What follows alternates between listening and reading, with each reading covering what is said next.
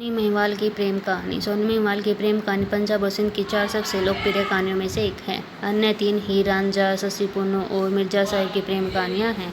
पंजाब में चेनाब नदी के किनारे एक तुला नाम का कुम्हार रहता था, जो सबसे प्यारे मटके और मिट्टी के बर्तन बनाता था और पूरे इलाके में अपने काम के लिए प्रसिद्ध था। उसके बने हुए सुंदर बर्तन खरीदने के लिए पूरी दुनिया से लोग आते थे। कुछ दिनों में तुला की एक सुंदर सी बेटी पैदा हुई। तुला ने और उसकी पत्नी ने उससे सुंदर बच्ची आज तक नहीं देखी थी, इसीलिए उन्होंने उसका नाम सोहनी रखने का निश्चय किया। सोनी बढ़ती बढ़ती और सुंदर और प्यारी हो गई। तुला ने अपनी बेटी को भी उसी की तरह सुंदर और प्यारे मटके बनाने की हर कला सिखाई। तुला ने अपनी बेटी को भी उसी की तरह सुंदर और प्यारे मटके बनाने की हर कला सिखाई। उम्र के साथ तुला को दिखना कम हो गया। अब सिर्फ सोनी ही मटके बनाती थी। उसने अपनी कला भी उसमें मिलाई और उसके पिता से अब भी अच्छे मटके बनाने लगी। एक दिन उसके पास उज़्बेकिस्तान से बुखारा नाम का रहने वाला बहुत अमीर आदमी उसके मटके खरीदने के लिए आया। उसका नाम इज्जत बेग था। मटके पसंद करते हुए उसने सोनी को देखा, जो कि एक मटका बना रही थी, और उसका पूरा ध्यान मटके की तरफ ही था। उसका नाम सोहनी से देखते ही प्यार हो गया। उसने सोहनी से उस मटके को खरीदने के लिए पूछा जो सोहनी बना रही थी। सोहनी ने कहा कि यह मटका भी कच्चा है और इसे पकाना भी पड़ेगा, नहीं तो इसे खरीदने का कोई फ़ायदा नहीं होगा। तो उसने बोला कि वह इस मटके को पकवाने के कल से आ जाएगा। इज्जत बेग अब सोनी के मटके खरीदने के लिए रोज़ाना आने लगा।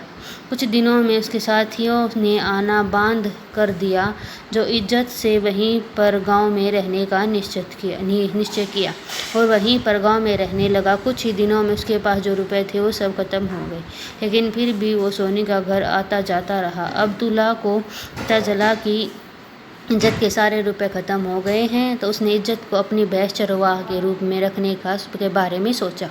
इस वजह से वह महिवाल के नाम से जाने लगा। सोहनी भी महिवाल को रोज़ाना देखती थी और वो जानती थी कि वह सिर्फ सोनी को देखने के लिए आता है। उसके मन में भी महिवाल के लिए प्यार बढ़ने लगा। जब कभी भी महिवाल देरी से आता तो सोनी का दिल जोरों से धड़कने लगता और उसकी चिंता होने लगती, क्योंकि सोनी को भी महिवाल के प्यार के घेर लिया था। कुछ ही दिनों में दोनों अकेले ही मिलना शुरू कर दिया। दोनों का मिलन बहुत ही खुशी से होता और बिछड़ना बहुत दुखदायक होता। प्यार कभी किसी से छुपता नहीं, चाहे वह सोनी महिवाल का ही क्यों ना हो। जैसे ही सोनी के पिता को इस बारे में पता चला तो उसने सोनी की शादी पास ही के किसी कुम्हार के लड़के के साथ करवा दी और सोनी अपने ससुराल चली गई। सोनी और महिवाल भी सोनी के गांव के पास नदी के किनारे रहने लगा। सोनी का पति मटकों का सौदागर था, जो भी मटके बनाकर दूसरे शहरों में जाकर बेचता था। सोनी भी नदी की तरफ देखकर घंटों महिवाल का इंतजार करती थी। एक दिन उसने सोचा कि वह पके हुए मटके को पकड़कर नदी पार कर सकती है, क्योंकि उसको तैरना नहीं आता था। एक दिन वह घर से मटका लेकर निकली और नदी को मटके की मदद से पार करने की कोशिश करने लगी। जैसे ही महिवाल ने सोनी को आते हुए देखा तो वह खुशी से झूम उठा और सोनी का हाथ देकर उसकी मदद की और नदी की दूसरी ओर खींच लिया। दोनों बहुत दिनों बाद मिले थे, इसलिए एक दूसरे को देखकर बहुत खुशी हुई और दोनों फिर एक दूसरे के प्यार में खो गए।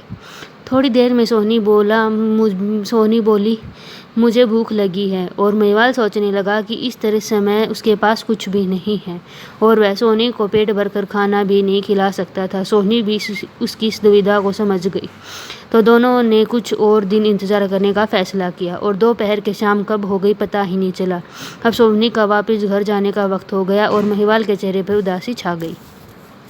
अब सोहनी रोज़ाना एक मटका लेकर महिवाल से मिलने जाने लगी, लेकिन एक दिन सोहनी की भाभी को इस बारे में पता चल गया और उसने पके मटके को कच्चे मटके में बदल दिया। जैसे ही सोहनी ने मटका उठाया तो उसे पता चल गया कि मटका बदल चुका है, लेकिन महिवाल से मिलने की बेकरारी में वह कच्चा मटका लेकर चली गई। जैसे ही वह नदी पार करने लगी, मटके की मिट्टी पिघलने लगी और उसने महिवाल को आवाज़ दी। जैसे ही उसने सोनी को डूबते हुए देखा तो वह भी उसकी मदद करने के लिए नदी में कूद गया। चूँकि दोनों को तैरना नहीं आता था, तो दोनों ही उस नदी में समाहित हो गए और इस तरह ख़त्म हो गई सोहनी महिवाल की अमर प्रेम कहानी।